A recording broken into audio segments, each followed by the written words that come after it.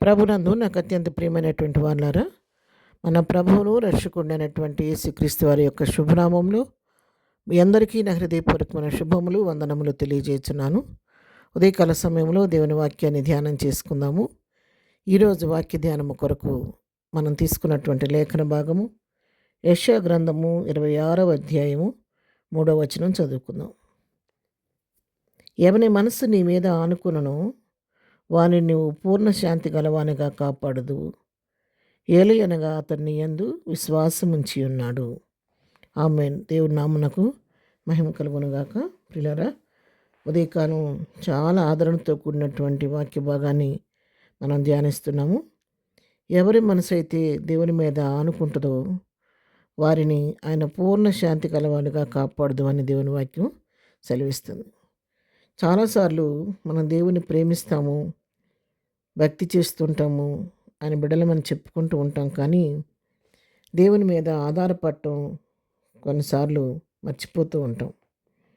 మనకు మనమే ఏదైనా చిన్న సమస్య వచ్చినప్పుడు, ఏదైనా అనారోగ్యం వచ్చినప్పుడు దేవుడున్నాడు, దేవునికి అప్పగిస్తే దేవుడు ఈ సమస్య పరిష్కరిస్తాడు, దేవుడున్నాడు నన్ను ముట్టి స్వస్థపరుస్తాడనే విశ్వాసం కొన్నిసార్లు కోల్పోయి ఆదరణ లేకోకుండా, దేవుని పైన ఆధారపడకోకుండా ఏం చేస్తామంటే ఆ బాధని మనమే భరిస్తూ మనమే టెన్షన్ పడిపోతూ ఉంటాం.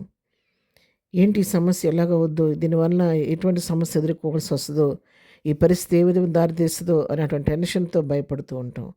చిన్న అనారోగ్యం వస్తే అనారోగ్యం ఏమవుద్దో, ఎటువంటి ప్రమాదకరమైనటువంటి వ్యాధిగా మారుద్దేమో అని భయపడి డాక్టర్ల వైపు అటు ఇటు పరిగెత్తుంటాం. కానీ అటువంటి క్షణికమైన సమయాల్లో దేవుని పైన ఆధారపడటం మర్చిపోతూ ఉంటాం. కానీ ఉదయకాలం దేవుడిస్తున్న వాగ్దానం ఏంటి తెలుసా? ఎవరి మనసు అయితే దేవుని మీద ఆనుకుంటుందో, దేవుని పైన ఆధారపడటం నేర్చుకుంటారో వారికి ఆయన ఏ టెన్షన్స్ లేకుండా పూర్ణ శాంతి కలవానిగా కాపాడుతాడు. అది మన జీవితాల్లో మనం కూడా అలవర్చుకుంటే చాలా మంచిది. చెప్తున్నా, నేను కూడా కొన్నిసార్లు పరిస్థితులకు కలవరపడిపోయే స్వభావం నాలో కూడా ఉంది. ఎంత ప్రార్థన చేసినా కూడా కొన్నిసార్లు నేను కూడా టెన్షన్ పడిపోతూ ఉంటాం. ఎందుకంటే అది మానవ నైజం. మనకు మనంగా కొంతసేపు టెన్షన్ పడిన తర్వాత, కొంచెం సేపు టెన్షన్ పడిన తర్వాత నేనైతే రియలైజ్ అవుతాను, ఎందుకంత టెన్షన్ పడుతున్నాను నేను. దేవుడు ఉన్నాడు కదా, నాకు అసాధ్యం కానీ దేవునికి సాధ్యం కదా, ఈ సమస్యను దేవునికి అప్పగిద్దామని చెప్పని తిరిగి దేవునికి సమస్యను అప్పగించడం, ప్రభు సన్నిధిలో ఆ సమస్యను పెట్టడం నేను అలవాటు చేసుకున్నాను. అలాగే నేను చేస్తూ ఉంటాను.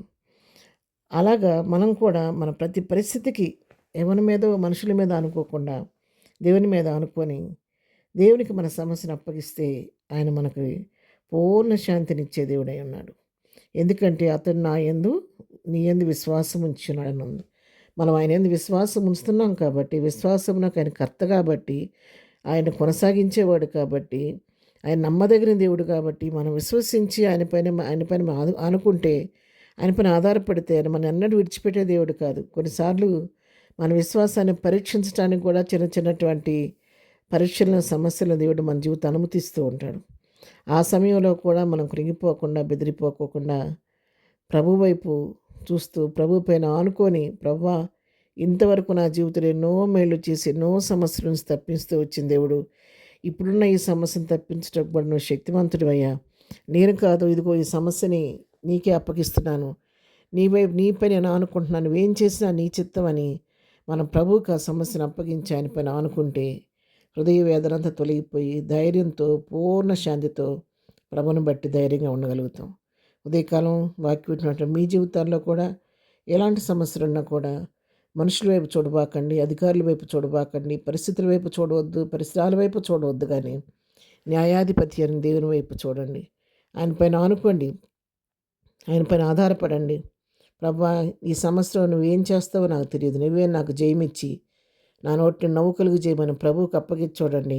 సంపూర్ణ శాంతి, సమాధానం మీ హృదయాల్లో ప్రభు అనుగ్రహిస్తాడు. ప్రార్థన. ప్రేమ కలిగిన తండ్రి, పరిశుద్ధుడా, నీ పాదముల కొందనాలు. ఉదయకాలం మాకు ఇచ్చిన ఈ ఆదరణతో కొన్ని వాక్య భాగాన్ని బట్టి నీకు వందనాలు. మేము కూడా ప్రభా ప్రతి పరిస్థితికి మేము భయపడిపోకుండా, బెదిరిపోకుండా, మా స్వచిత్తం మీద ఆధారపడకుండా ప్రభా నీపైన ఆనుకొని, నీపై ఆధారపడి మా భారాన్ని, మా సమస్యను నీకు అప్పగించి నిన్ను బట్టి ధైర్యం తెచ్చుకొని ముందుకు సాగిపోయి కృప దయచేయండి. ఉదయకాలం మా ప్రియుల జీవితాల్లో ఉన్న సమస్యలన్నీ పరిష్కరించండి. ప్రతి వారికి కావలసిన పూర్ణ శాంతిని, సమాధానాన్ని కలుగు చేయండి. ఇదనం మేము చేయి పని పాటలు రాకపోకలు తోడుగా ఉండండి. ఇదైనా బర్త్డే మ్యారేజ్ చేసుకుని బిడ్డలను దీవించండి, ఆశీర్వదించండి. ఎవరికి ఏ సమస్యలు ఉన్నా మీ నామంలో తీర్చండి. బలహీనలు బలపరచండి, కృంగిన వారిని లేవనెత్తమని, ప్రతి వారి పట్టును కృప విస్తరింప చేయమని యేసు నామములో ప్రార్థించి అడిగి పొందుకొని ఉన్నాము తండ్రి. ఆమెన్. ప్రభు కృప సదాకాలం మనందరికీ తోడై నడిపించును గాక. ఆమెన్.